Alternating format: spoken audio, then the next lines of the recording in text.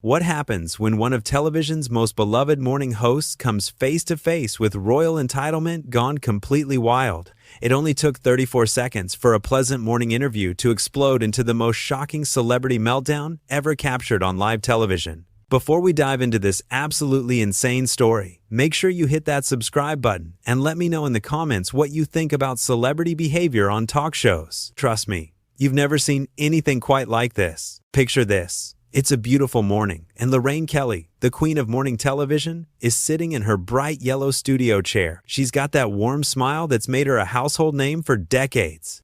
Her producers have just told her that a very special guest is about to join her for what should be a lovely chat about charity work and upcoming projects. The guest walks onto the set, and immediately something feels off. The atmosphere changes. You can actually see Lorraine's expression shift slightly. She's a professional though, so she keeps that famous smile and welcomes her guest with open arms. "Good morning and welcome to the show," Lorraine says in her gentle Scottish accent. "It's absolutely wonderful to have you here with us today." The guest sits down, and you can tell right away that this isn't going to be the typical friendly morning chat that Lorraine is famous for. There's tension in the air that even the viewers at home can feel through their television screens. "Thank you for having me," the guest responds, but her tone is already cold.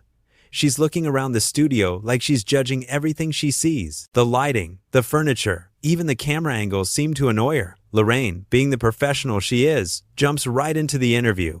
"So tell us about your wonderful charity work. I understand you've been doing some amazing things to help people." This is where things start to get really interesting. Instead of talking about helping others, the guest immediately starts complaining. "Well, I have to say, I'm not entirely happy with how this interview was set up. Nobody told me I'd be sitting in such an uncomfortable chair." Lorraine looks genuinely confused. These are the same chairs that hundreds of celebrities have sat in over the years. Nobody has ever complained about them before. "Oh, I'm so sorry about that. We can certainly get you a different chair if you'd like." But the guest isn't finished. "And another thing, the makeup team didn't have the right shade of foundation for my skin tone. Do you have any idea how important it is for someone in my position to look perfect on camera?" You can see Lorraine's smile becoming a bit more forced. She's dealt with difficult guests before, but this is something else entirely. "I'm sure our makeup team did their absolute best. They're really wonderful people." "Well, their best wasn't good enough," the guest snaps back. "I had to redo my entire face myself in the dressing room." Lorraine takes a deep breath and tries to steer the conversation back to something positive. "Let's talk about your charity work though. I'm sure our viewers would love to hear about the good you're doing in the world." This is where the guest really starts to show her true colors. "Honestly, I don't understand why people make such a big deal about charity work. It's not like it's that difficult to write a check or show up to an event for a few photos." The studio audience is completely silent. You could hear a pin drop. Lorraine's eyes widen slightly, but she maintains her composure. "Well, I think many people would disagree with that. Charity work can be incredibly meaningful and make a real difference in people's lives." "Please," the guest says with a dismissive wave of her hand. "Most of these charities are just tax write-offs anyway. The real work is done by other people. Celebrities just show up and smile for the cameras." Lorraine is clearly struggling to keep this interview on track. Her years of experience are the only thing keeping her professional at this point. "I have to respectfully disagree with you there. Many celebrities work incredibly hard for the causes they believe in." The guest rolls her eyes dramatically. "You have no idea what it's like to be in my position. The pressure, the expectations, the constant scrutiny. Everything I do is analyzed and criticized. Do you know how exhausting that is?" "I can imagine it must be challenging," Lorraine responds diplomatically. "But surely there are also many wonderful aspects to your life and career." "Wonderful aspects?" the guest laughs bitterly. "Like what? Having to sit in uncomfortable chairs on morning television shows? Having makeup artists who don't know what they're doing? Being asked the same boring questions over and over again?" The tension in the studio is becoming unbearable. Even the camera operators look uncomfortable. Lorraine is doing everything she can to salvage this interview, but her guest seems determined to make it as difficult as possible. "Well, perhaps we could talk about your upcoming projects instead," Lorraine suggests hopefully. "I'm sure you have some exciting things in the works." "My projects are none of your business," the guest snaps. "I don't have to share every detail of my life with strangers on television just because they think they're entitled to know." This catches Lorraine completely off guard. She's been nothing but kind and professional throughout this entire ordeal. "I'm sorry. I didn't mean to pry. I just thought our viewers might be interested in what you're working on." "Your viewers?" the guest repeats mockingly. Do you really think your viewers matter to someone like me? They're just ordinary people living ordinary lives. Why should I care what they think? The studio audience gasps audibly. This has crossed a line that nobody saw coming.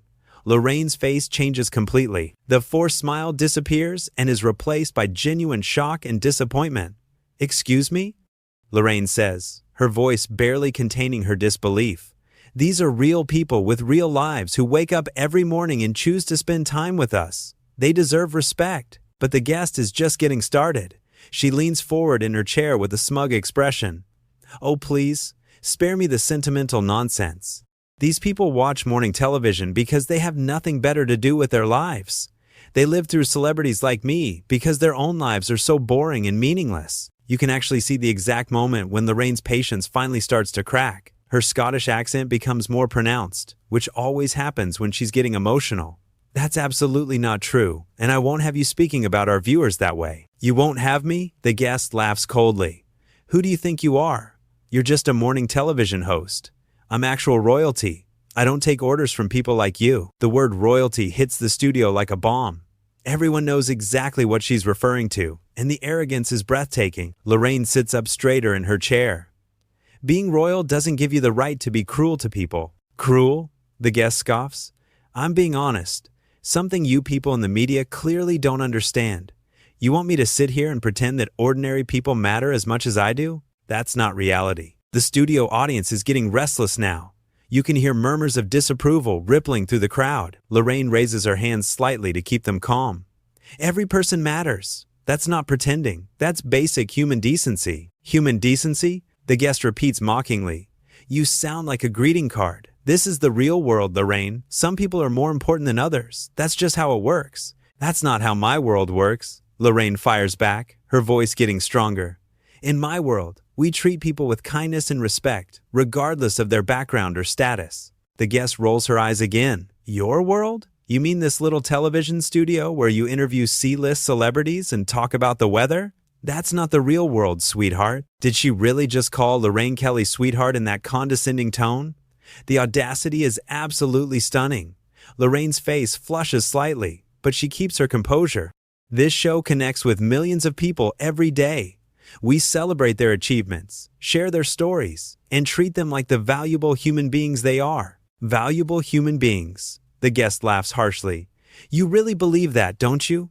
You think some factory worker or shop assistant is as valuable as someone who was born into royalty?" "Yes, I absolutely do," Lorraine responds without hesitation. "Every single person has value and dignity, regardless of their job or where they were born." The guest shakes her head like she's talking to a child. "That's such naive thinking. The world is divided into different classes of people.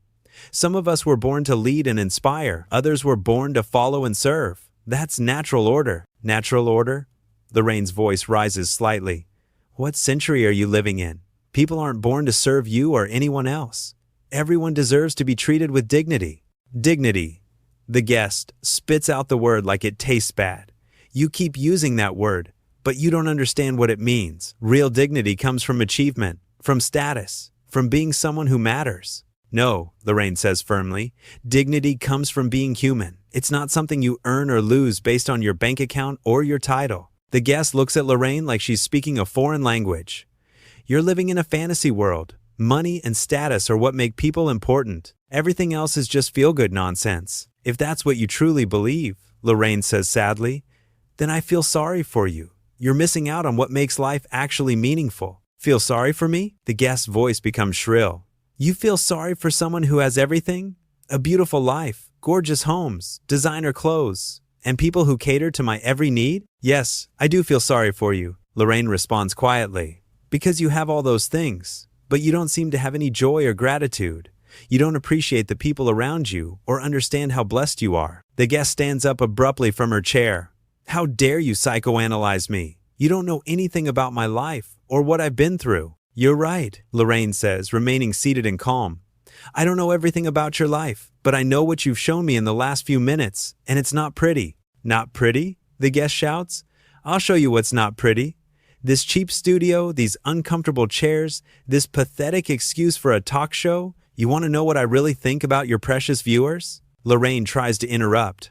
"I think we should take a break and..." No, the guest cuts her off. I'm not finished. Your viewers are losers.